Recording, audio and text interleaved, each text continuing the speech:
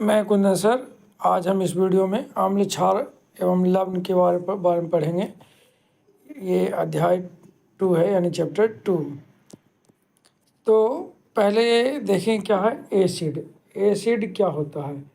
Acid को हिंदी में हम अम्ल कहते हैं। ठीक है। ये स्वाद में खट्टे होते हैं। ये नीले लिटमस को लाल कर देते हैं। ये जलीय विलयन में H+ आयन देते हैं। एसिड शब्द लैटिन भाषा से लिया गया है, जिसका अर्थ होता है खट्टा। प्रबल अम्ल जो है वो क्या है? HCl, H2SO4। और दुर्बल अम्ल है CH3, COOH और लैक्टिक अम्ल, ऑक्सैलिक अम्ल। अब सौंद अम्ल क्या होता है? जिसमें अम्ल अधिक मात्रा में होता है, वो क्या कहलाता है? सौंद अम्ल कहलाता है, जिसमें अम्ल अधिक मात्रा में होता है जबकि जल अल्प मात्रा में होता है। अगर तनु अम्ल जिसमें अल्प मात्रा में हो जबकि जल अधिक मात्रा में हो, तो वो कहलाता है तनु अम्ल। ठीक है। क्षारक अम्ल के बारे में पढ़ लिया हमने। क्षारक को हिंदी में कहते हैं बेस। क्षारक को इंग्लिश में क्या कहते हैं? बेस। ये कैसा होता है? ये स्वाद में कैसा होता है जी? ये स्वाद में खट्टा कड़वापन होता है। ये लाल लिटमस को नीला कर देता है।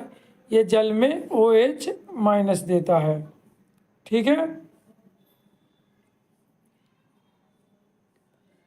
ये जलीय विलयन में OH- के देता है। प्रबल क्षारक NaOH। प्रबल क्षारक क्या है? NaOH, KOH, COH होल्टाइज। और दुर्बल अम्ल है NH4OH। ठीक है।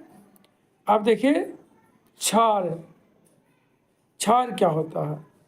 जल में घुलनशील क्षारक को क्षार कहते हैं। जल में घुलनशील क्षारक को हम क्या कहते हैं? क्षार कहते हैं। ठीक है। अब आइए लवण क्या होता है जी? लवण जो है, लवण अम्ल व क्षारक के परस्पर अभिक्रिया से प्राप्त होता है। उदाहरण के लिए NaCl यानी sodium chloride, KCl potassium chloride. सूचक के बारे में पढ़ेंगे। सूचक को इंग्लिश में इंडिकेटर्स कहते हैं। ये क्या होता है कि सूचक किसी दिए गए विलयन में अम्ल क्षारक की उपस्थिति है। इनका रंग या गंध अम्लीय या क्षारक माध्यम में बदल जाता है। ठीक है। अब हम पढ़ेंगे सूचक के प्रकार। सूचक कितने प्रकार का होता है भाई? तो सूचक 3 प्रकार के इसमें दिया हुआ है। एक प्राकृतिक सूचक, दूसरा कृत्रिम या संश्लेषित सूचक और तीसरा गंधीय सूचक।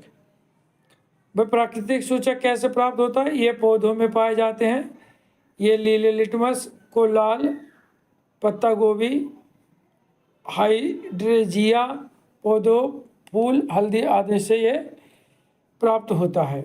अब कृत्रिम सूचक ये रासायनिक पदार्थ है। मेथिल ऑरेंज और फिनोल्फिन से ये प्राप्त होता है। गंधीय सूचक इन पदार्थों की गंध अम्लीय या क्षार माध्यम में बदल जाती है, जैसे प्याज, लौंग, तेल आदि। ठीक है। अब सूचक क्या है? जो देखिए प्राकृतिक सूचक लिटमस है। ठीक। ये रंग कैसा कर देता है? लाल हो जाता है। और जो अम्ल होगा तो लिटमस जो है अम्ल में लाल होगा और क्षार में नीला हो जाएगा। यहाँ लाल पत्तगोभी का रस जो होगा वो अम्ल में लाल और क्षार में परिवर्तित होकर, जब ये परिवर्तित होगा तो क्षार में जो ये हरा हो जाएगा। हल्दी में अम्ल में कोई बदलाव नहीं होता है, जबकि जो क्षार होता है उसमें ये लाल हो जाता है। और हाइड्रेंजिया के फूल का रस जो होता है वो नीले कलर का होता है और ये क्षार में गुलाबी रंग का हो जाता है जी। अब हम बात कर रहे हैं कृत्रिम का। तो कृत्रिम क्या है? फिनाइलएथिलीन जो है वो ये अम्ल में रंगहीन होता है और क्षार में गुलाबी हो जाता है। ठीक है। अब आइए सूचक। सूचक क्या है जी? Methyl orange. कृत्रिम सूचक में मेथिल ऑरेंज जो है ये लाल रंग का होता है अम्ल में और क्षार में पीले रंग का। ठीक है। अब आइए गंधीय सूचक, जैसे प्याज का रस, ये तीक्ष्ण गंध वाला होता है और ये अम्ल में और क्षार में कोई गंध नहीं होता जी। वेनिला, ये भी समान गंध रखता है अम्ल में और क्षार में कोई गंध नहीं रखता। लौंग का तेल, ये अम्ल में समान गंध है और क्षार में कोई भी गंध नहीं है जी। अम्ल क्षार के रासायनिक गुण। अम्ल क्षार के रासायनिक गुण धातु की अभिक्रिया के आधार पे, ठीक, अम्ल के साथ और क्षार के साथ क्या क्रिया होता है जो देखिए। अम्ल प्लस धातु, अम्ल प्लस धातु क्रिया करके ये क्या बनाते हैं? लवण और हाइड्रोजन बनाते हैं। जैसे 2HCl प्लस Zn यानी जिंक, तो ये जिंक क्लोराइड और हाइड्रोजन गैस बनाता है। ठीक, यहीं पे हम क्षार के साथ बताएं तो क्षार प्लस धातु क्रिया करके लवण और हाइड्रोजन ये बनाती है। जैसे देखिए 2NaOH सोडियम हाइड्रोक्साइड और Zn यानी कि जिंक, ये क्रिया करके सोडियम जिंकेट बनाते हैं। ठीक है। और हाइड्रोजन अलग विक्षेपित करते हैं। एक होता है पॉप टेस्ट। पॉप टेस्ट क्या होता है? हाइड्रोजन गैस से निहित प्रखनली के पास जब एक जलती हुई मोमबत्ती लाई जाती है तो पॉप की ध्वनि उत्पन्न होती है। इसे टेस्ट को हाइड्रोजन की उपस्थिति को दर्शाने के लिए प्रयोग हम करते हैं। ठीक है।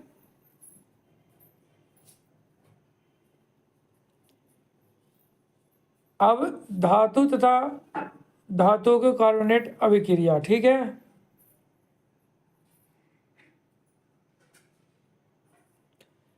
इसमें ये भी दो भाग में होता है, एक अम्ल और दूसरा क्षारक।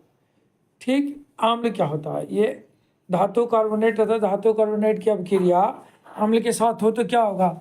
अगर अम्ल और धातु कार्बोनेट को मिलाया जाता है तो ये क्या बनाता है? ये बनाता है लवण। ठीक है। और CO2 गैस निकलता है और जल। देखिए कैसे, एक इक्वेशन के माध्यम से समझते हैं। 2HCl प्लस Na2CO3 क्रिया करने के बाद ये 2NaCl प्लस CO2 और H2O बनाता है। ठीक है।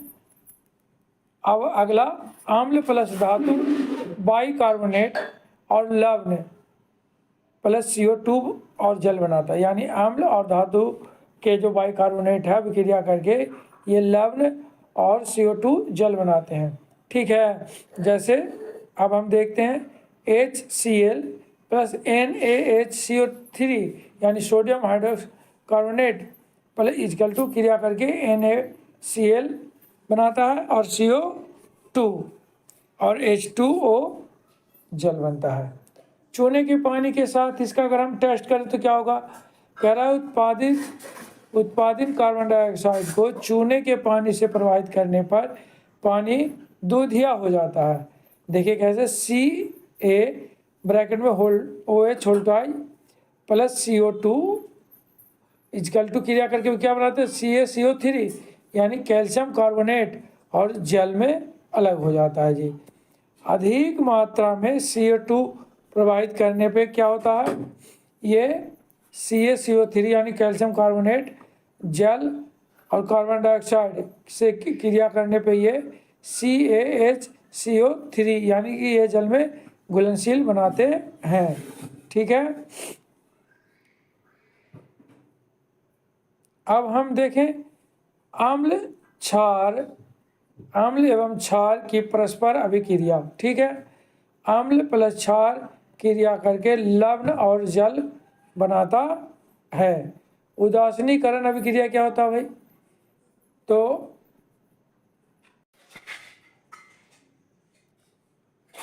उदासीनीकरण अभिक्रिया क्या होता है जो देखिए, जब अम्ल द्वारा क्षारक को प्रेक्षित प्रभाव तथा क्षारक द्वारा अम्ल का प्रभाव समाप्त हो जाता है और परिणाम स्वरूप लवण और जल प्राप्त होते हैं तो हम उसे उदासीनीकरण अभिक्रिया कहते हैं। एक बार फिर दोबारा देखिए, उदासीनीकरण अभिक्रिया क्या होता है, जब अम्ल द्वारा क्षारक का प्रेक्षित प्रभाव तथा क्षारक द्वारा अम्ल का प्रभाव समाप्त हो जाता है और परिणाम स्वरूप लवण और जल प्राप्त होता है तो उदासीनीकरण अभिक्रिया कहते हैं या अभिक्रिया होती है।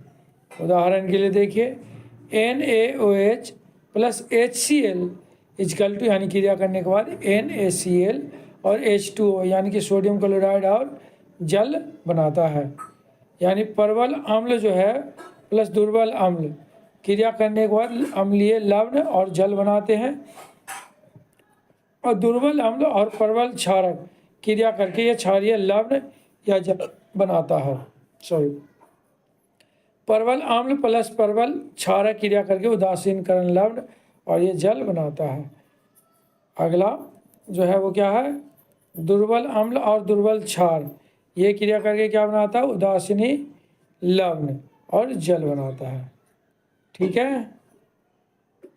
अम्लों के साथ धात्विक ऑक्साइडों की अभिक्रिया कह रहा है भाई कि अगर धात्विक ऑक्साइड और अम्ल अम्ल का जो है उसके साथ हम धात्विक ऑक्साइड की अभिक्रिया कराएं तो क्या प्राप्त होगा। धात्विक ऑक्साइड प्लस अम्ल क्रिया करके ये लवण और जल बनाते हैं। ठीक है। जैसे Cu यानी कॉपर हो गया ऑक्साइड और 2HCl और यहाँ क्या बन रहा है, CuCl2 यानी कॉपर क्लोराइड बना रहा है और जल। ठीक है। धात्विक ऑक्साइड की प्रवृत्ति क्षारीय होती है क्योंकि ये अम्ल के साथ क्रिया करके लवण और जल बनाते हैं, CuOMgO। ठीक है। तो इस वीडियो में इतना ही, बाकी हम अगले वीडियो में सीखेंगे। जब तक के लिए गुड नाइट, शुभ रात्रि।